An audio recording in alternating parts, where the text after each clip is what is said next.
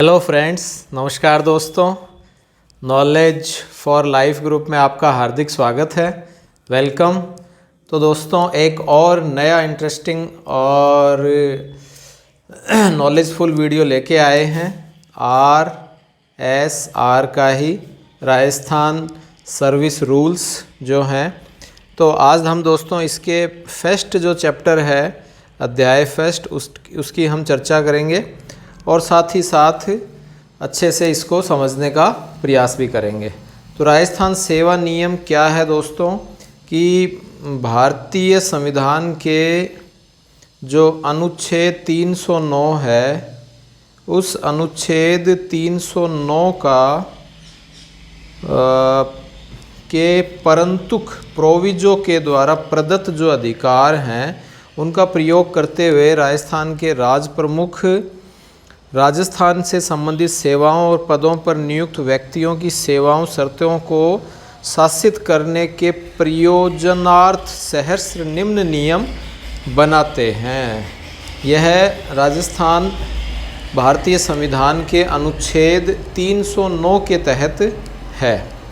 तो इस पर जो टीका टिप्पणी है दोस्तों, वह क्या है कि भारतीय संविधान के अनुच्छेद 309 के अनुसार प्रदेश के राज्यपालों को प्रादेशिक सरकारों के कर्मचारियों की सेवा शर्तों को शासित करने के लिए यह अधिनियम बनाना आवश्यक है। जब तक सेवा अधिनियम नहीं बन सकें, तब तक राज्यपाल को यह आदेश जारी किए गए थे कि राजस्थान सेवा नियम राजस्थान के राज्यपाल के उक्त प्रकार के नियम अधिकारों में अनुसरण 23 मार्च 1951 को प्रसारित नियम हैं। तो आदेश जारी कर नियम बना सकते हैं। तो इस तरह से राज्यपाल जी जो हमारे महोदय हैं, उनके अनुसरण, उनकी अगुवाई के अनुसार और भारत के अनुच्छेद 309 के अनुसार यह आपके RSR बनाई गई है। तो इसमें दोस्तों जो अध्याय फर्स्ट है, इसमें राजस्थान सेवा नियम फर्स्ट ये कहलाएंगे और 1/4/1951 से यह प्रभावशील होंगे। 1/4/1951 को अवकाश पर रहे कर्मचारियों पर ये नियम उनके अवकाश से लौटने की दिनांक से प्रभावशील हो जाएंगे। यदि बाय द वे कोई कर्मचारी 1/4/1951 को एब्सेंट था, तो वह जब कभी भी कर्मचारी अपने नौकरी पर आता है, तब से ही वह नियम लागू हो जाते हैं। प्रभावशीलता की सीमा, ये नियम निम्नलिखित अंकित पर लागू होंगे। 1 और 2 जो नियम थे दोस्तों, इसमें फर्स्ट और सेकंड वो विलोपित कर दिए गए हैं, अर्थात वह नियम धीरे धीरे बदल दिए गए हैं, हटा दिए गए हैं। और सेकंड में दोस्तों जो नियम सेकंड है, उसमें थर्ड वाली में कै की जो बात है, उन सभी व्यक्तियों पर जो राज्य सरकार अथवा किसी भूतपूर्व देशी राज्य के साथ हुए किसी अनुबंध के आधार पर किसी पद या सेवा में नियुक्त किए गए हों, तो उनके अनुबंध के आधार पर जारी नियुक्ति आदेश में इन नियमों के प्रावधान के संबंध में कोई भी प्रावधान नहीं किया गया है। अर्थात जो भी राज्य सरकार है, भूतपूर्व देशी राज्य हैं, उनके साथ अनुबंध या किसी पद सेवा में नियुक्त किए गए हों, तो जारी नियुक्ति आदेशों में इन नियमों के प्रावधानों में कोई भी संबंध नहीं है। यानी वह अपने आप में एक अलग नियम है और यह अलग नियम है। ठीक इसी प्रकार दोस्तों, उक्त उपबंध में किसी बात का उल्लेख यदि हुआ है, उन नियमों के प्रावधान उस व्यक्ति पर प्रभावशील होंगे जो आरंभ में किसी पद या सेवा में अनुबंध के आधार पर नियुक्त किए गए हों, किंतु आगे चलकर यदि वह नियमित हो जाता है, तो यह अनुबंध पेंशन सेवा योग्य की गणना में सम्मिलित करना चाहते हो।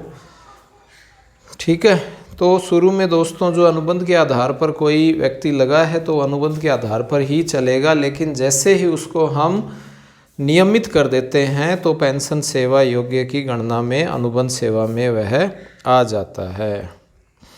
तो इस तरह से यह अनुबंध सेवा है और अनुबंध सेवा तुरंत प्रभाव से प्रतिस्थापित कर दी गई है। ये 15/2/1990 को है और अनावश्यक स्टार वाले होते हैं। ठीक है दोस्तों, अगली हम बात करें,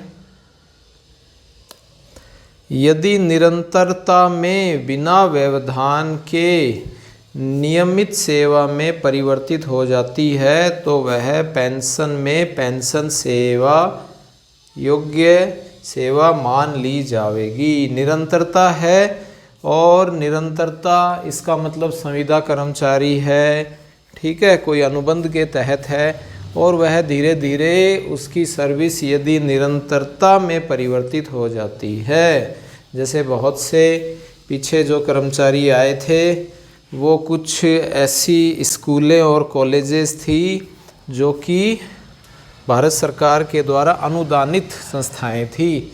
तो वो जो अनुदानित संस्थाएं हैं वो जैसे ही सरकार ने अनुदान करना बंद कर दिया तो वह तुरंत प्रभाव से सरकारी यानी नियमित सेवा में आ गई थी। तो अनुदानित संस्थाएं इस तरह से सरकार ने बंद कर दी थी और वो सब परमानेंट हो गए थे। यदि सरकार द्वारा अंशदायी भविष्य निधि का भुगतान कर दिया गया हो तो ऐसी अनुबंध अवधि को पेंशन सेवा योग्य उस स्थिति में ही माना जाएगा जब संबंधित व्यक्ति उस राशि को तथा उसे प्राप्त करने की तारीख से वापस राज्य के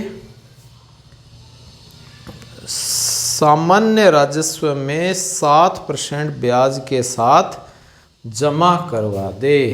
तो यह एक स्टैंडर्ड ब्याज दर मानी गई है दोस्तों। बाय द वे, यदि किसी कर्मचारी ने शुरू में अंशदायी भविष्य निधि के तहत भुगतान कर लिया है और वह पेंशन सेवा योग्य में आना चाहता है तो दोस्तों उसको वह पैसे 7% ब्याज के हिसाब से पुनः भुगतान किया जाएगा।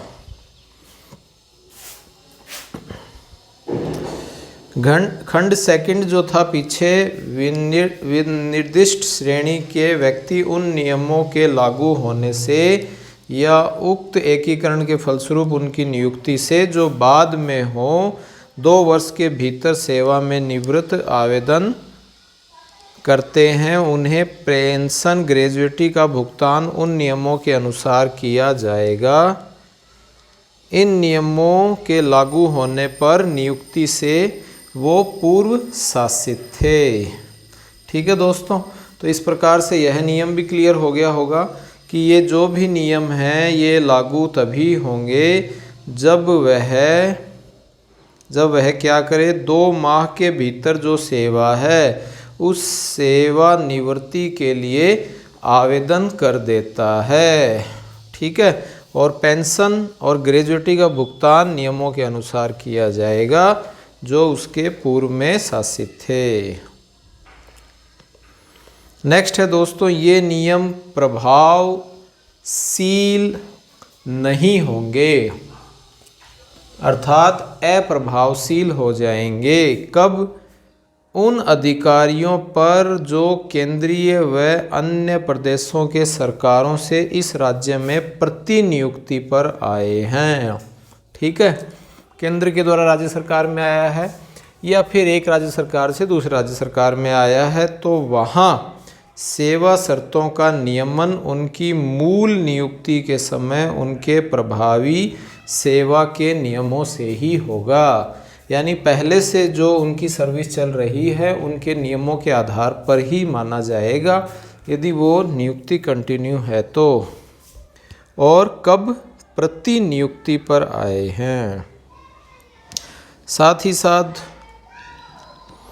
उच्च न्यायालय के न्यायाधीशों पर भी यह नियम प्रभावशील रहेंगे। उच्च न्यायालय के अधिकारियों और कर्मचारियों पर भी जिनकी सेवाओं का अनुच्छेद 229(2) और 238 दोनों साथ पठित के अनुसार बनाए सेवा नियमों से होगा। तो उनके दोस्तों एक अलग सर्विस रूल हैं। अगला पॉइंट ई का है, राजस्थान लोक सेवा आयोग के सदस्यों और अध्यक्षों की सेवाओं का नियमन अनुच्छेद किसके द्वारा किया जाएगा? 318 के अंतर्गत बनाए नियमों से होगा। ठीक है दोस्तों। और अखिल भारतीय सेवाओं के जो अधिकारी हैं, उन मामलों में जहां केंद्र सरकार द्वारा बनाए गए नियमों में प्रावधान विद्यमान हैं, ये उनके लिए होगा। तो यहाँ ये चीज़ें अप्रभावशील हो रही हैं। इसी प्रकार बड़ा ऊ में आकस्मिक प्रभार यदि किसी ने लिया है, कंटिंजेंट चार्जेज मद से भुगतान द्वारा करने वाले व्यक्तियों पर भी यह नियम नहीं लगेगा। कौन सा? पेंशन का, ग्रेजुएटी का। ठीक है। ठीक इसी प्रकार दोस्तों नेक्स्ट, कार्यदत्त जो वर्किंग चार्ज पर हैं कर्मचारी गण हैं, वे व्यक्ति जो नियमित संस्थापन पर नहीं हैं और जिन्हें निर्माण कार्यों और उनके रखरखाव के लिए राजकीय व्यापार योजनाओं में अथवा ऐसी ही उन योजनाओं के लिए स्वीकृत भुगतान प्रावधानों से भुगतान किया जावे, ऐसे व्यक्तियों को भुगतान अधिकारियों कर्मचारियों को वेतन नामक विनियोजन की इकाई के स्थान पर अन्य प्रभार नामक इकाई से किया जाता है। ठीक है दोस्तों। तो ये भी कोई वर्किंग चार्ज के रूप में कर्मचारी हैं जो नियमित संस्थापन पर नहीं है, केवल रख रखाव के लिए आए हैं, तो स्वाभाविक है उनको भी पेंशन का लाभ नहीं मिलेगा। ऐसे व्यक्तियों पर जिनकी नियुक्ति एवं सेवाओं की शर्तों को नियमित करने के लिए भारतीय अनुच्छेद के 309 के परंतुक तथा किसी प्रकार के अधिनियम जो यहाँ लागू हैं उनके ऊपर भी यह नहीं हो, वो हम बात कर रहे हैं, उन पर भी प्रभावी हो, उनके अतिरिक्त। ठीक है दोस्तों। तो उन पर भी यह प्रभावी हो, तो उनके लिए विशिष्ट और पृथक नियम बनाए गए हैं, अलग से नियम बनाए गए हैं, जिनमें इन नियमों जैसी सेवा शर्तों का उल्लेख कर दिया गया है। नेक्स्ट हम बात करें अगले पॉइंट की, तो वह पॉइंट है ऐसे व्यक्तियों को जिनको वेतन राज्य की संचित निधि यानी वेतन के मद से भुगतान किया जाता है, किंतु जिन्हें औद्योगिक परिवाद नियम 1947 की धारा 2S के अनुसार कामगार की परिभाषा में माना जाए।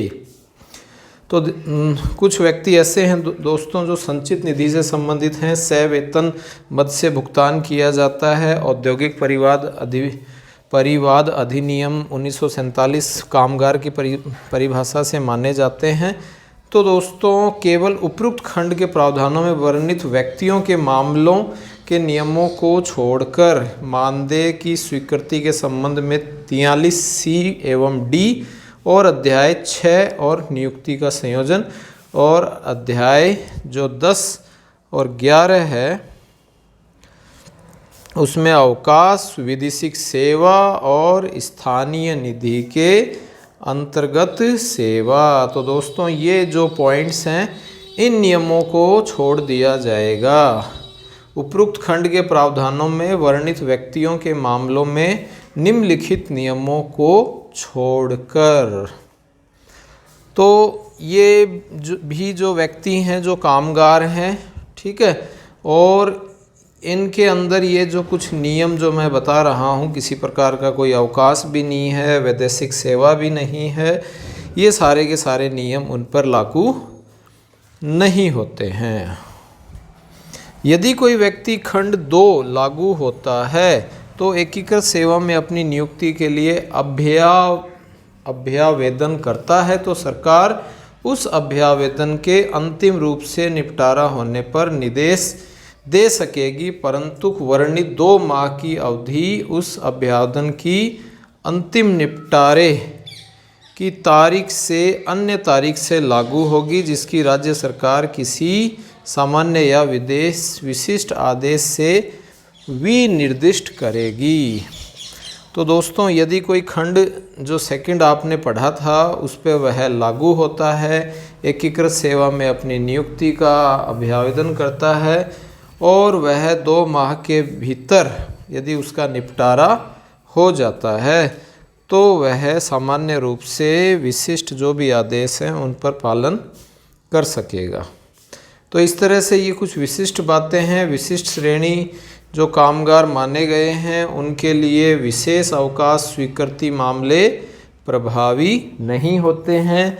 उनके लिए कारखाना अधिनियम 1951 लागू होता है। राज्य सरकार कारखाना अधिनियम 1951 द्वारा बनाए गए प्रावधानों को प्रभावी कर दिया जाता है। इनके लिए दोस्तों जो भी अवकाश सहित और निर्धारित प्रपत्रों में पंजिका आदि रखने का विस्तृत उल्लेख दिया गया है।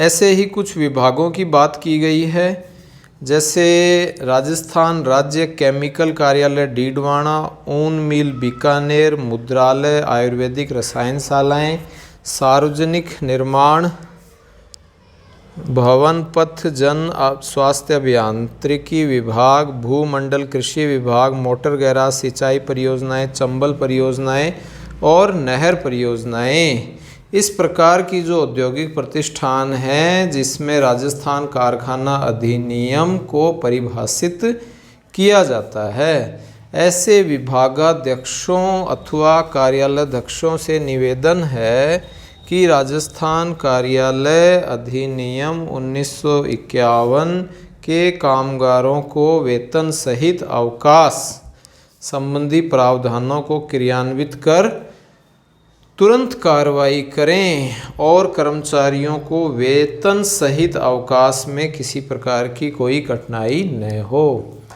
तो इस तरह से दोस्तों यह कारखाना अधिनियम जो है वो समझ में आती है बात, 1951 में लागू हुई थी और ये इस तरह के जो संस्थाएं जो अभी आपको ऊपर वर्णित हैं और बताई गई हैं उनके लिए सवेतन और साथ में अवकाश की जो सुविधाएं हैं उनके बारे में बताया जाता है। वहाँ उनके लिए यह अलग नियम है।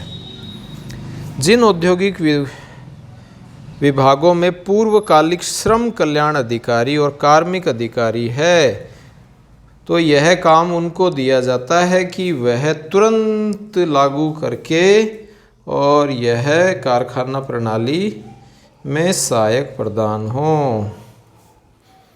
ठीक है, तो इस प्रकार से अधिनियम तथा उसके अंतर्गत जो प्रभावी प्रावधान हैं उनमें कोई कठिनाई अथवा समस्या हो तो मुख्य निरीक्षक कारखाना बॉयलर्स राजस्थान जयपुर, कारखाना निरीक्षक श्रम आयुक्त, इनकी सहायता से मार्गदर्शन लिया जा सकता है।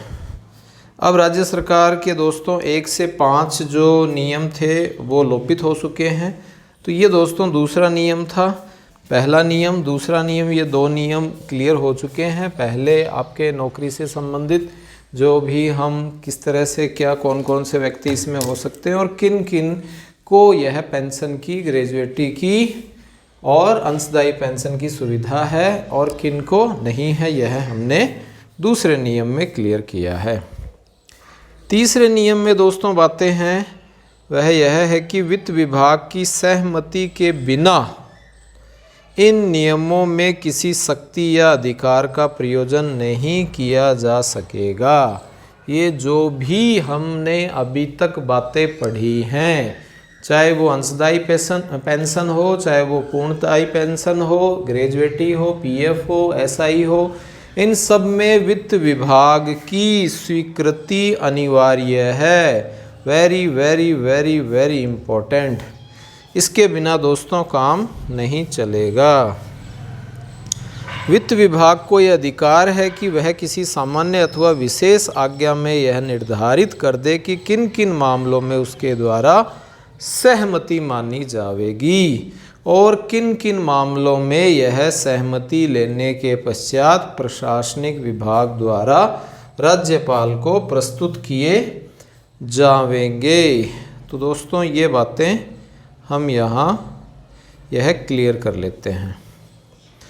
तो इस तरह से दोस्तों ये आपका हमने नियम 3 की बातें कर रहे हैं। फिर उसके बाद दोस्तों नियम 3 के बाद इसमें हम देख रहे हैं ये नियम 4 ख है, फिर नियम 5 है और नियम 5 के बाद दोस्तों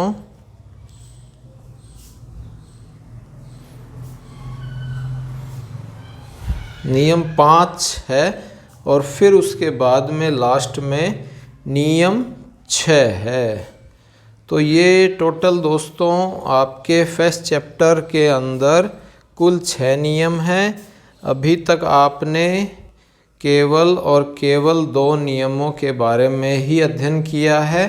नेक्स्ट वीडियो में हम दोस्तों तीसरा, चौथा या जितने भी नियम पढ़े जाते हैं और उन नियमों का अध्ययन करेंगे और फिर उससे नेक्स्ट वीडियो में हम उससे अगले वाले नियमों का अध्ययन करेंगे। जितने नियमों के अगले वाले में हो जाएंगे उतने हम कर लेंगे। तो आई होप ये आपको जो वीडियो बनाया है यह पसंद आया होगा, अच्छा लगा होगा। यदि अच्छा लगा है तो चैनल को लाइक करें, ठीक है, और शेयर करें और साथ ही साथ दोस्तों चैनल को सब्सक्राइब भी करें। तो आपने यह वीडियो पूरा देखा, उसके लिए थैंक्स फॉर वॉचिंग।